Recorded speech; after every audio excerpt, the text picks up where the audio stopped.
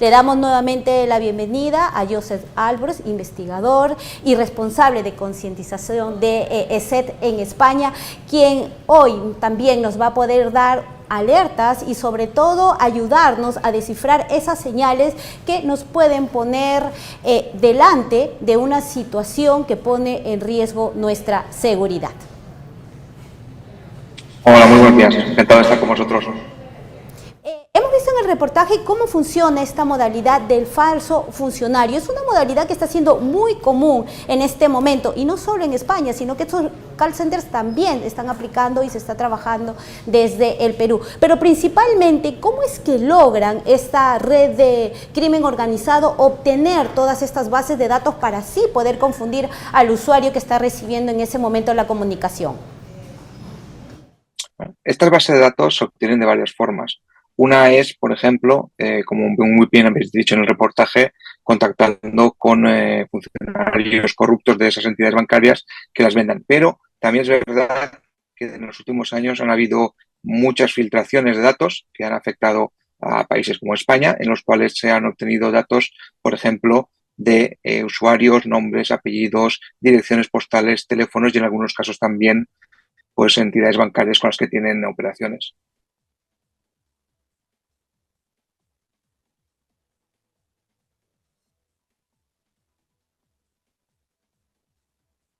Llamadas en algunas oportunidades para alertarnos que hay movimientos sospechosos en nuestras cuentas, y gracias a esas llamadas o alerta se ha podido bloquear el delito de estos delincuentes. Pero ¿cómo saber o cómo identificar que la llamada que estoy recibiendo es certera o se está tratando en ese momento de un intento de fraude?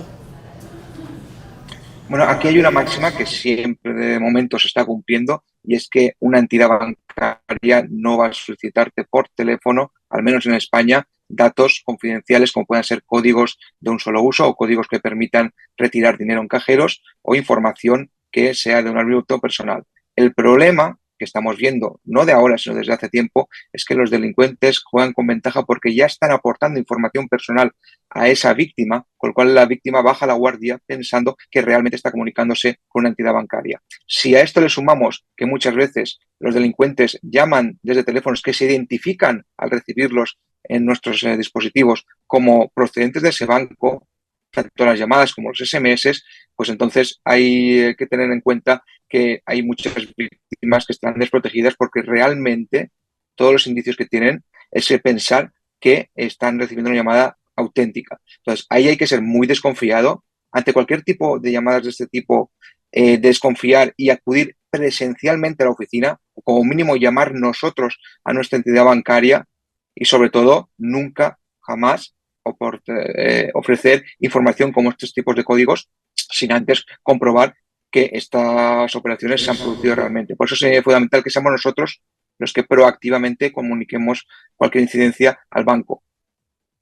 Lo que sorprendió en la investigación que se realizó en nuestro país, Joseph, porque las llamadas que recibían los usuarios, efectivamente en el identificador salía que eran los números o salía como identificador de los bancos principales de Madrid. Entonces ahí hay también un punto a tomar en cuenta, que no necesariamente si me figura el nombre de mi entidad bancaria sea una llamada certera. Tengo que también generar toda una serie de alerta alrededor de lo que me van a decir. Correcto. Muchas veces este tipo de estafas se realizan siguiendo un guión que está muy bien estudiado, muy bien establecido para generar confianza en la víctima, y esto les funciona demasiado bien a los delincuentes. Por eso mismo hay que ser muy desconfiados a la hora de proporcionar cualquier tipo de dato, y si tenemos sospechas, ya sea porque hemos recibido esta llamada o porque hemos detectado una actividad inusual en nuestra cuenta, seamos nosotros los que acudimos a la entidad financiera o contactemos mediante teléfono o los canales de los que disponga nuestra entidad financiera, pero seamos nosotros los que contactemos, no esperar a esa llamada al banco. Joseph, cuando me llama un funcionario de una entidad bancaria, ¿qué es lo que me va a señalar si hay un intento de fraude? ¿Qué es lo que puede hacer él en la llamada y qué es lo que puedo hacer yo a través de mis aplicaciones para poder bloquear, en caso que sea cierta, esta información? ¿Y qué es lo que este funcionario no me puede solicitar o no me puede guiar para intentar bloquear este intento de fraude? Los delincuentes que se hacen pasar por falsos funcionarios van a intentar siempre obtener algún tipo de código, ya sea o bien para realizar una operación financiera si han tenido acceso a nuestra cuenta bancaria, o bien, como los casos que habéis comentado, obtener un código que permite retirada de dinero del cajero sin presentar la tarjeta de crédito. Eso es lo que nunca tenemos que ofrecer. Ahora, ¿qué podemos hacer nosotros al título individual para revisar que no hay ningún problema, o en el caso de detectar un problema, pues bloquear lo antes posible nuestras cuentas bancarias, nuestras tarjetas de crédito? Pues es revisar que nuestra aplicación banca online tenemos la opción de cancelar de forma inmediata, o por lo menos marcar para que se indique que ha habido un incidente y el banco empiece a revisarlo. Esto, a día de hoy, prácticamente pondría la mano en el fuego de que todas las aplicaciones de entidades reconocidas y serias permiten bloquear movimientos, al menos de la tarjeta.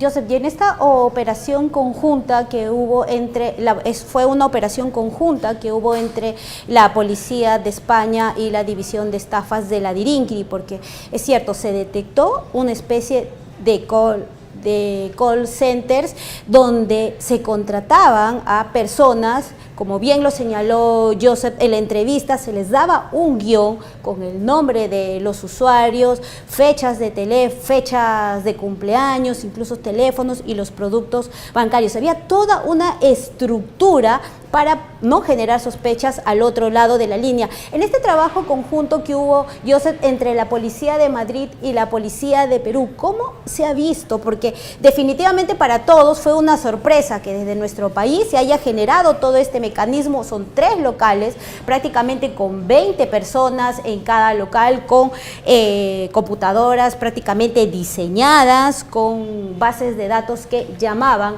hacia Madrid principalmente. No es la primera vez que vemos este tipo de actuaciones policiales con cooperación internacional de policía española, policía de Perú y de otros países de Latinoamérica. Y es que los call centers son muy fáciles de montar para los delincuentes. Solamente necesitan una serie de operarios que van a seguir un guión, una serie de líneas contratadas y una serie de software para suplantar, por ejemplo, las identidades de los bancos que quieren, pues, atacar a sus clientes. Y eso lo hemos visto ya, no ahora, sino hace tiempo. Hemos visto también estafas telefónicas, incluso llamando desde cárceles en países de Latinoamérica, haciéndose pasar por familiares que llamaban a personas en España y que pedían ayuda económica, enviándose. En este caso, en el caso de Vishing, con el tema de las estafas bancarias, pues lo que ayuda a estos delincuentes es que compartimos el idioma, con lo cual genera esa confianza. Hemos visto también, como en otros países de habla inglesa, se están utilizando mucho, y eso lo veremos también en países de habla española, llamadas generadas con una voz robótica, o que antes se podía asignar a una máquina y que ahora con el uso de inteligencia artificial está mejorando mucho. Hay canales de Telegram que se dedican, por ejemplo, a automatizar todo este tipo de estafas, con lo cual el delincuente solo tiene que configurar la estafa y todo este proceso va automatizado. El tema de los call centers es un método que lleva mucho tiempo usándose, y vemos cómo la evolución va a ir tirando hacia la parte de automatizar y que sean todo llamadas, como se dicen los ingleses, robocalls. Y eso es algo que nos debe preocupar, porque el aumento del número de este tipo de llamadas pues va a ser considerable en varios países, no solamente en España, no solamente en Perú, también en muchos países de nuestro entorno, por la facilidad que están teniendo los delincuentes a la hora de usar esta tecnología y simplemente, sin necesidad incluso de tener un call center, ya generar este tipo de estafas. Yo sé porque también en este trabajo ilegal que realiza el crimen organizado, pues las estrategias que hemos estado observando es que montan estos call centers en territorios fuera de los que van a operar. Entiendo que para evitar que la policía local pueda rastrear de dónde vienen las llamadas o pueda monitorear algún tipo de acto delictivo. Por eso es que en los últimos meses hemos visto que desde diferentes puntos pues montan estos call centers para llamar a usuarios o estafar usuarios, en nuestro caso, que están fuera de nuestro territorio.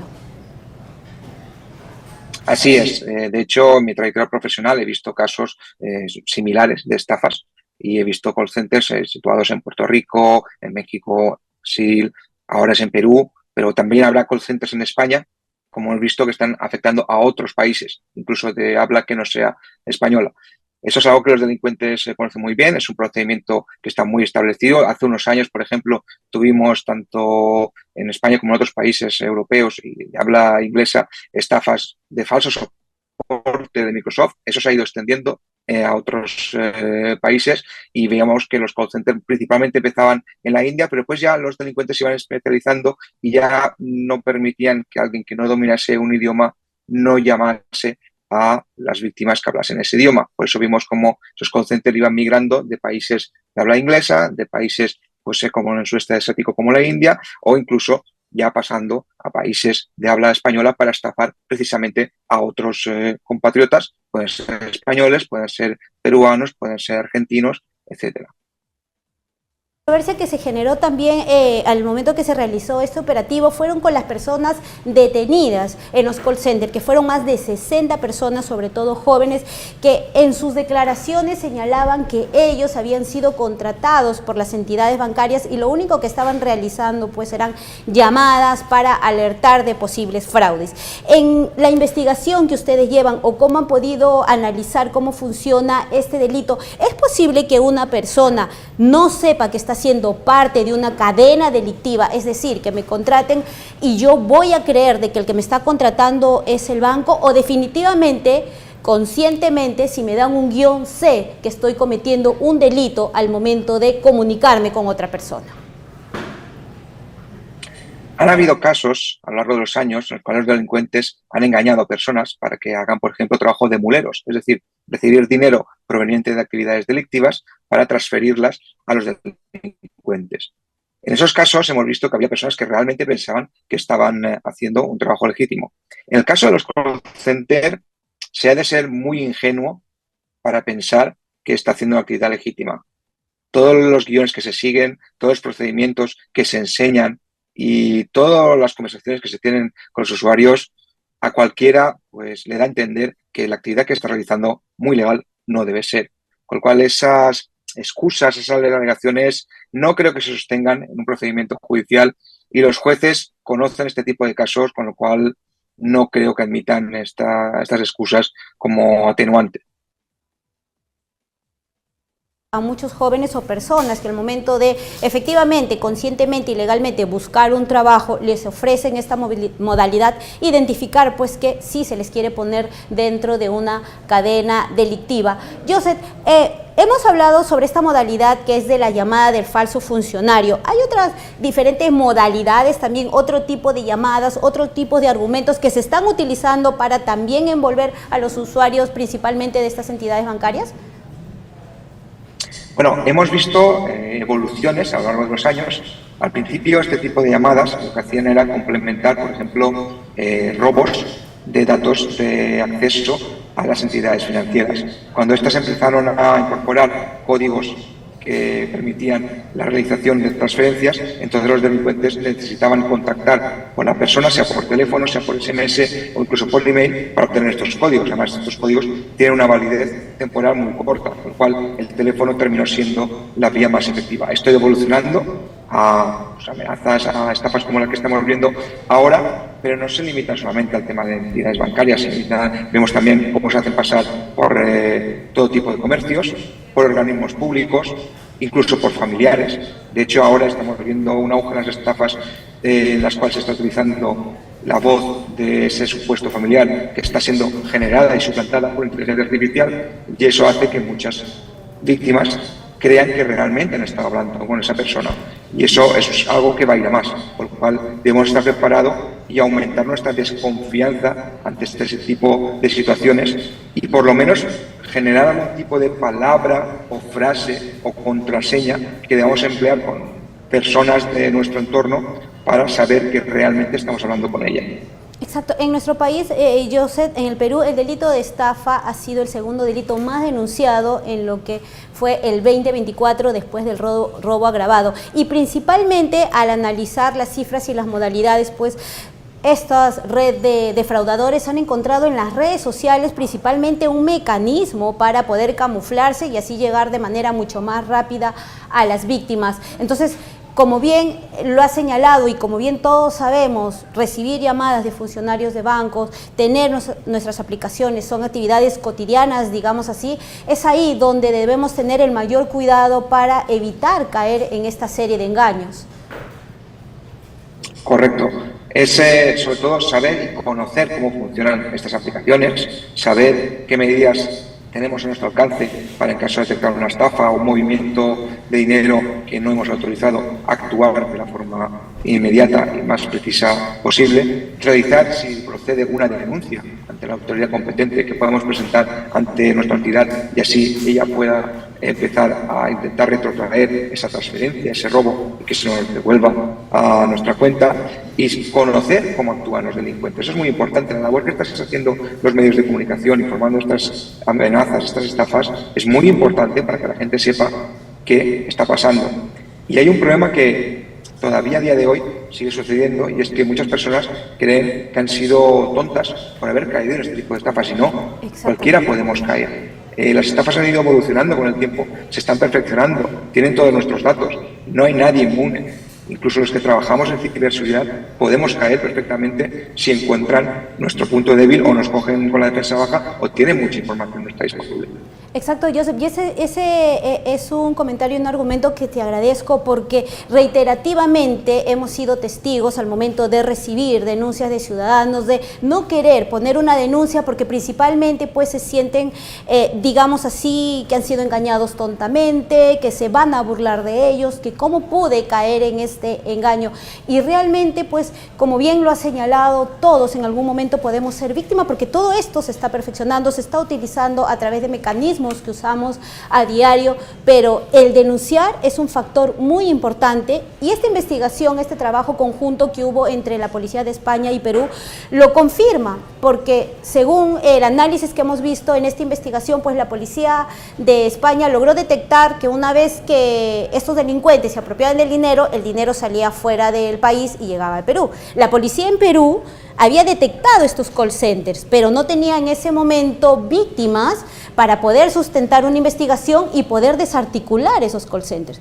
Y al hacer esta cruce de información fue que se logró detectar que desde el Perú se estaba estafando en España. Si no hubiera existido las denuncias de las víctimas de España, no se hubiera logrado desarticular a esta red. Por eso es muy importante hacer esta alerta a la policía principalmente. Así es, la policía empieza a investigar cuando hay denuncias y cuanto más denuncias se emitan, más recursos va a poner. Y si seguimos con la colaboración entre países, pues en este caso es un grandísimo ejemplo, donde había unas víctimas localizadas en España y la policía de Perú había localizado conscientes, pero no tenía constancia, hasta que la policía española indicó que había víctimas. Entonces, ya con toda la información y todo el análisis de inteligencia que la policía de Perú había hecho previamente, aceleró muchísimo este procedimiento, porque le pudo proceder a proporcionar información muy valiosa a la policía española y actuar antes de que los delincuentes se dieran cuenta de que estaban siendo investigados y detenerlos infraganti. Joseph, te agradezco por acompañarnos en el programa Alerta Latina. Como bien lo hemos señalado, la función de este programa es alertar a las personas que logran conectarse a la transmisión, a las personas que pueden acceder a este programa, de identificar esas señales que pueden poner en riesgo su seguridad. Ha sido muy importante conversar contigo para que logramos entender cómo funciona este mecanismo, cuándo debemos de generar alerta y principalmente, como bien lo has señalado, siempre denunciar y nunca dar ese mensaje de decir tengo vergüenza porque fui estafado. Al contrario, debemos dar información para que estos delincuentes puedan salir muy pronto puedan ser desarticulados en este caso. Te agradecemos y espero muy pronto volver a conectarnos a través de Alerta Latina.